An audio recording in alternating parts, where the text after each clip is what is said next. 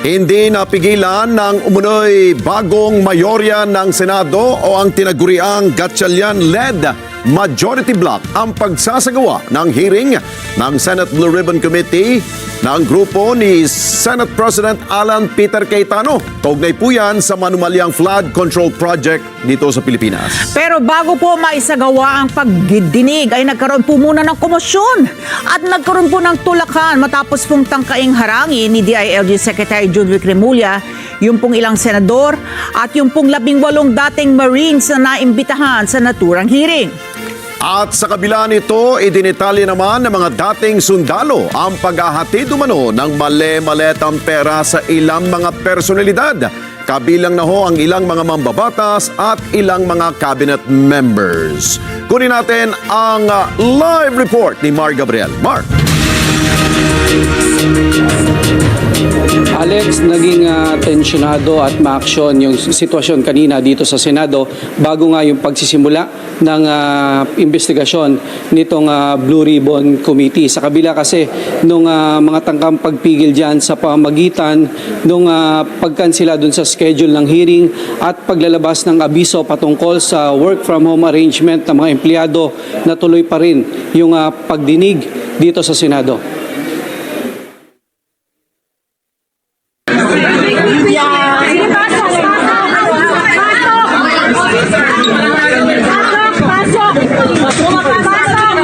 Nauwi sa tulakan ang pagpasok sa Senado ng 18 dating Marines na inimbitahan sa pagdinig ng Senate Blue Ribbon Committee. Mismong si DILG Secretary John Vic Remulla ang humarang sa mga sundalo na personal na sinundo sa labi tina BRC Chairman Senator Pia Cayetano at Senator Robin Padilla.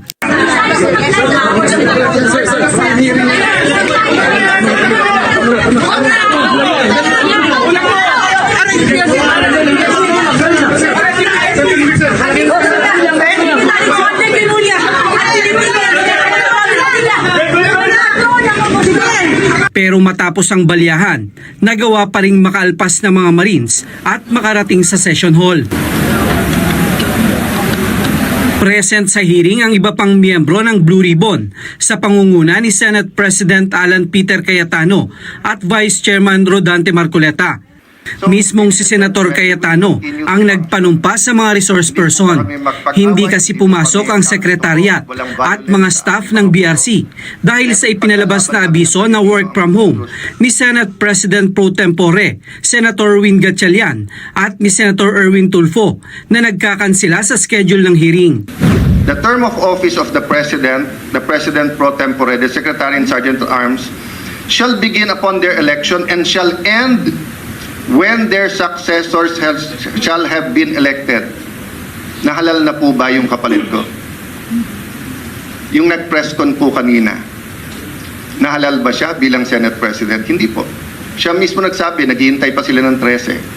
So, ladies and gentlemen, we will continue to function. Pero bago pa man ang pagtatanong sa mga Marines, maya't maya na ang problema sa live coverage na tila sinasabotahe daw para pigilang mapanood ng taong bayan ang pagdinig. Akala nila siguro hindi kami... Hindi rin daw pinapapasok ang ilang resource person. Na sinusubaybayan ang ating hearing ngayon at ang nirereklamo ay hindi lumalabas sa Senate website, pinagbawalan daw.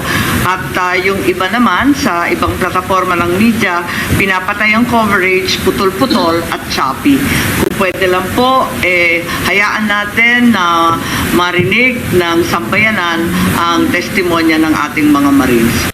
Sabi ni Senator Marcoleta, ginagawa raw ng kabilang grupo ang lahat para pigilan ang pagbubunyag ng katotohanan sa pinakamalawak na korupsyon sa kasaysayan.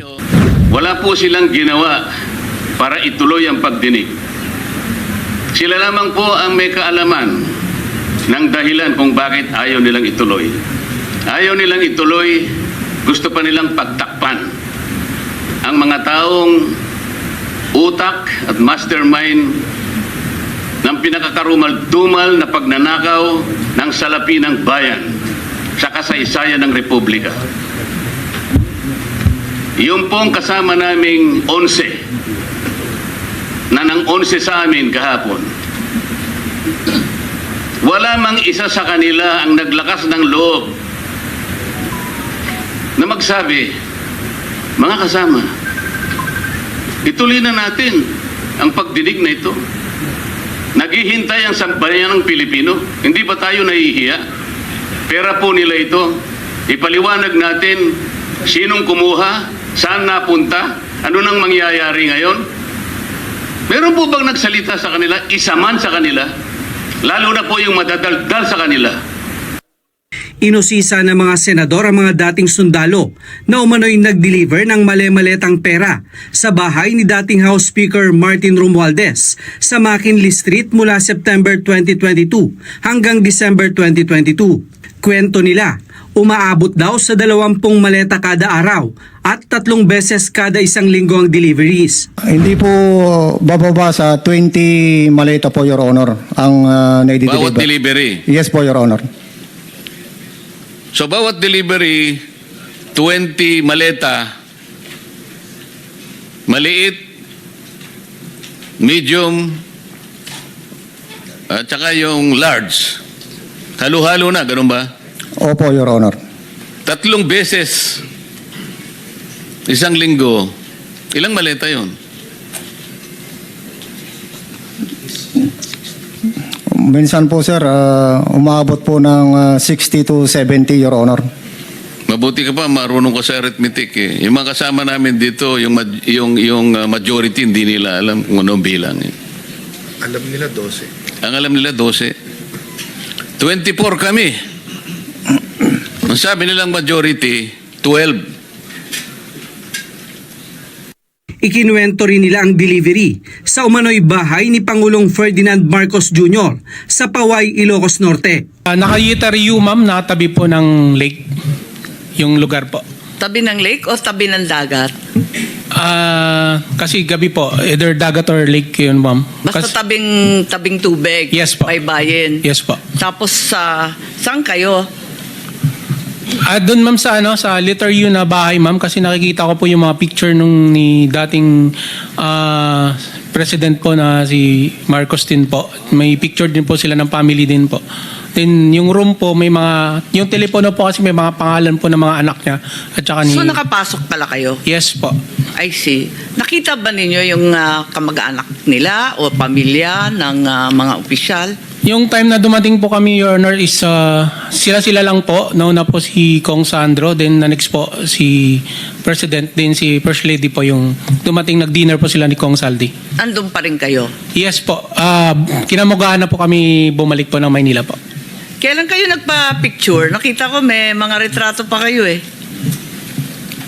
Your Honor, natandaan ko 2022 pero di ko matandaan yung... Pero that was the same visit nung naghatid kayo ng Yes maleta. po, yes, Your Honor.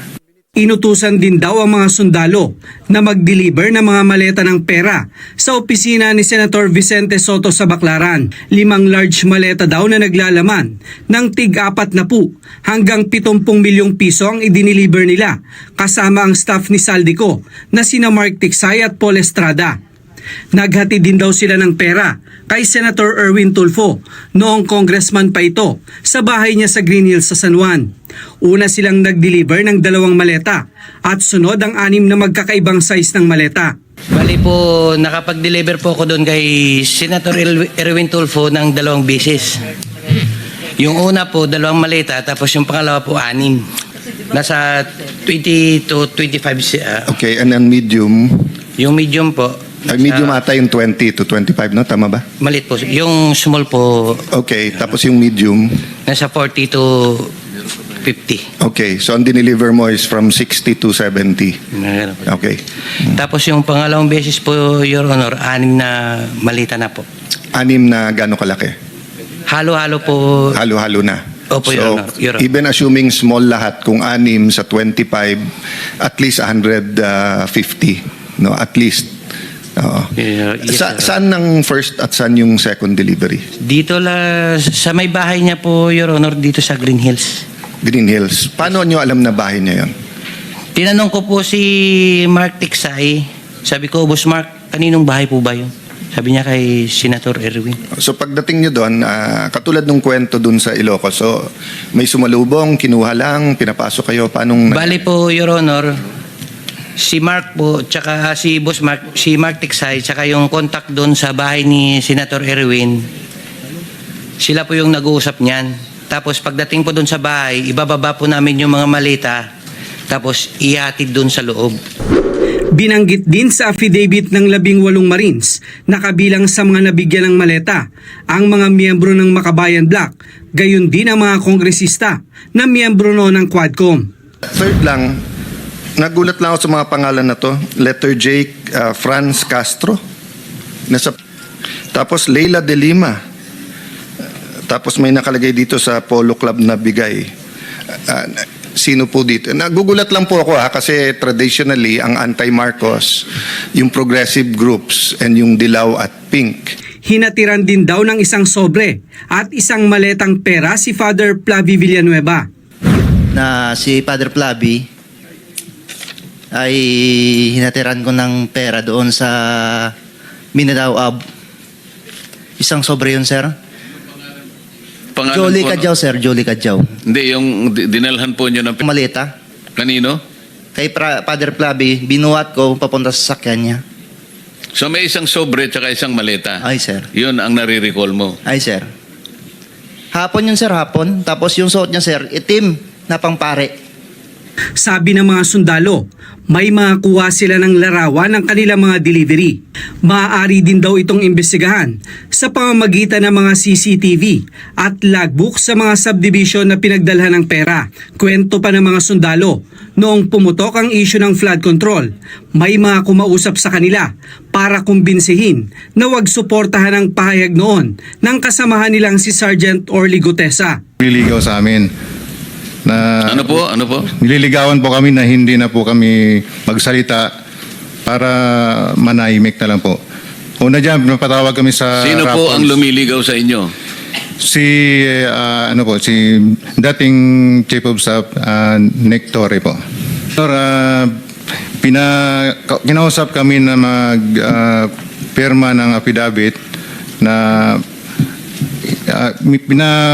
walang bisa namin yung mga sinasabi ni Orly Gutesa po.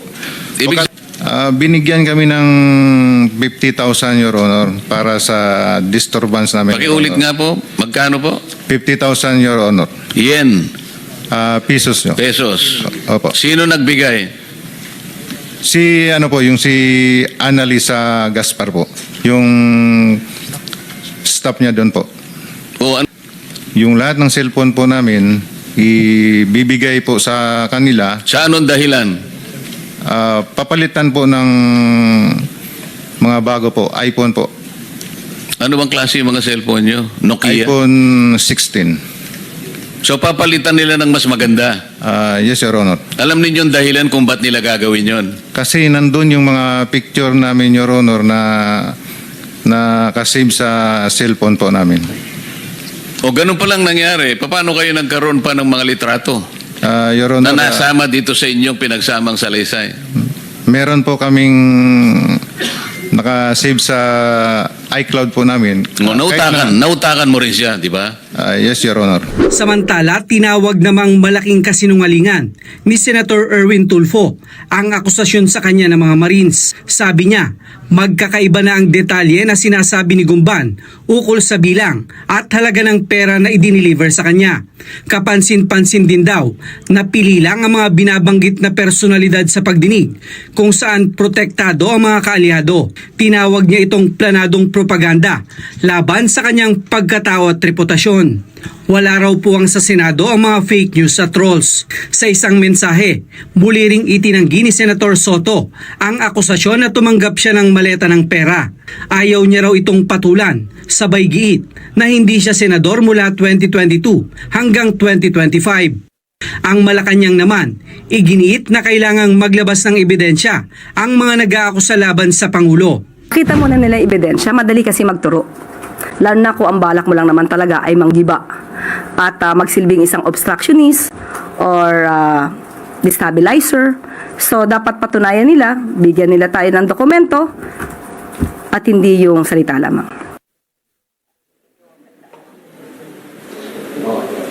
Alex, pagkatapos ng hearing, dumating din dito sa Senado si Palawan 2nd District Congressman Jose Alvarez na matapos mabanggit yung kanyang pangalan na nahatiran din daw ng mga maleta ng pera nitong mga ex-Marines. Marinyang itinanggi na wala siyang natanggap na pera mula kay Zaldico. Bagaman naging Vice Chairman daw siya ng Committee on Appropriation, wala raw siyang nakuha mula sa flood control project. Alex. Okay, Mar, yung bang mga minutes o yung mga nilalaman ng ginawang hearing kanina, yung proceedings ng Senate Blue Ribbon Committee sa pangunguna ni Subcommittee Chairman Rodante Marcoleta at maging ni SP Alan Cayetano, ito ba ay mailalagay ba sa Senate records? Gayong batid natin na nabanggit nga no na maraming mga kawani ng Senado ang wala doon. Lalo tigit, may bago ng secretary. Yung secretary niya dati na si Montales ay nandun din ba? Paano bang sistema niya na Mar? Well, ang sinasabi kanina ni SP Alan Cayetano ay may tinitiyak niya na may papasok naman daw sa record ng Senado itong mga pinag-usapan sa pagdinig. No? May mga staff naman daw sila kanina na nandun sa pagdinig. Bagaman wala yung karamihan sa mga staff at secretariat nitong Blue Ribbon Committee. At ang kinikilala pa rin, Alex, na Senate Secretary ay yung si Attorney Montales pa rin dahil hindi naman daw nahalal ng majority na 13 senador itong inappoint ng block nitong si Senator Win Gatchalian. Oo, dahil kung may kukwento mo lang siguro sa amin, Mar, no? Dahil nandiyan ka, ikaw ang mata natin dyan sa Senado, di ba usually kapag may mga hearing na ginagawa ang ating mga senador, may mga ano yan, di ba? May secretariat, naglilista, siguro may ano pa dyan sinusulat pa nila, nire-record, di ba? Parang ganun yung ginagawa dyan, Mar, no? Yes, tama ka dyan, Alex. Pero dahil nga dun sa abiso, no, nitong si Senator Win Gatchalian na work from home arrangement sila. Ngayong araw, marami sa mga staff ang hindi lumutang dito sa Senado. At sabi ni SP Alan, binibigyan niya ng pagkakataon ngayong weekend itong mga tauhan ng Senado na mag-isip-isip at sundin kung ano yung tama at kung ano yung sinasabi sa konstitusyon. Okay. Kayo ba, Mar, ay nabigyan ba ng kopya nitong mga salaysay ng 18 sundalo?